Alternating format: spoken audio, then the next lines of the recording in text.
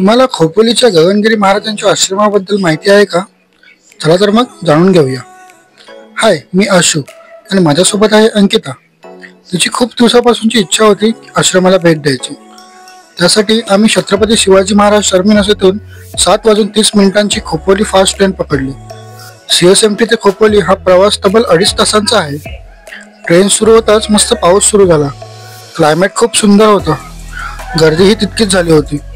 Finally 2.5 तासांचा प्रवास करून आम्ही पोहोचलो खोपोली स्टेशनला. बघतो तर काय, इथे तर जत्राच भरली होती.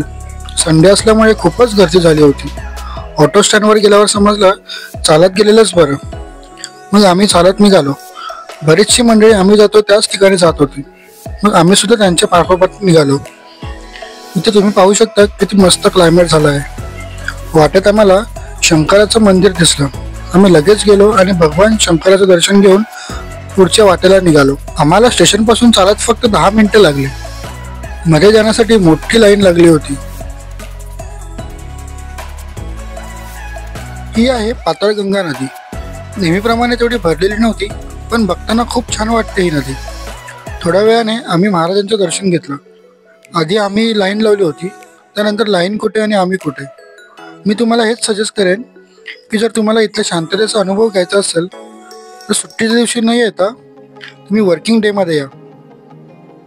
या पाताळगंगा नदीचे वैशिष्ट्य म्हणजे ही नदी सह्याद्री पर्वतात लोणावळ्याजवळ उगम पावते आणि खोपोली मार्गे पश्चिम दिशेने वाहत जाऊन धरमतरच्या खाडीजवळ समुद्राला मिळते. महाभारतात भीष्म पितामह मृत्यूशय्येवर असताना त्यांना तहान लागलेले असता अर्जुनाने बाण मारून पाणी काढले, अशी एक आख्यायिका या नदीच्या संदर्भात सांगितली जाते. असंही बोलले जाते की ही नदी जमिनीखालून वाहत येते, म्हणून तिला पाताळगंगा म्हटले जाते. महाराजांबद्दल थोडक्यात सांगायचं झालं तर त्यांचं मूळ नाव श्रीपाद गणपतराव पाटणकर असून त्यांचा जन्म 1906 साली सातारा जिल्ह्यातील पाटण तालुक्यात असलेल्या मंडुरे या ग्रामी झाला. लहानपणापासूनच त्यांना ईश्वर प्राप्तीची ओढ होती. वयाच्या 6व्या वर्षी त्यांनी घर सोडले. गगनगिरी महाराजांचे भक्त व अनुयायी महाराष्ट्र, आंध्र प्रदेश, मध्य प्रदेश, गुजरात तसेच कर्नाटक अशा अनेक राज्यांमध्ये पसरलेले आहेत.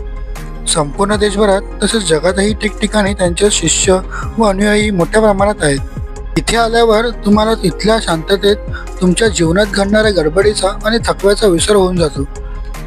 इथे तुम्हाला एक गोशाळा पाहायला मिळते, जिथे तुम्हाला अनेक गायी आणि वासरू पाहायला मिळतात.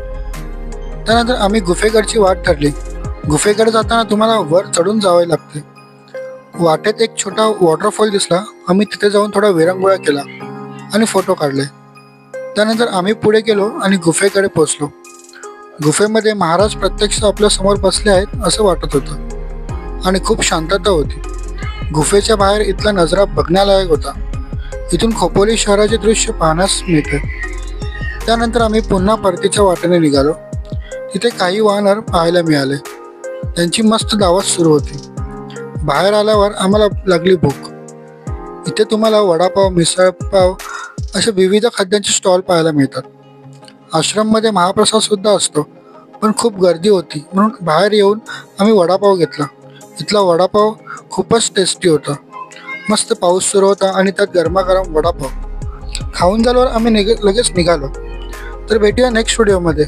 व्हिडिओ आवडल्यास नक्की लाईक, शेअर करा आणि कमेंटसुद्धा करा. तोपर्यंत टेक केअर. Good bye.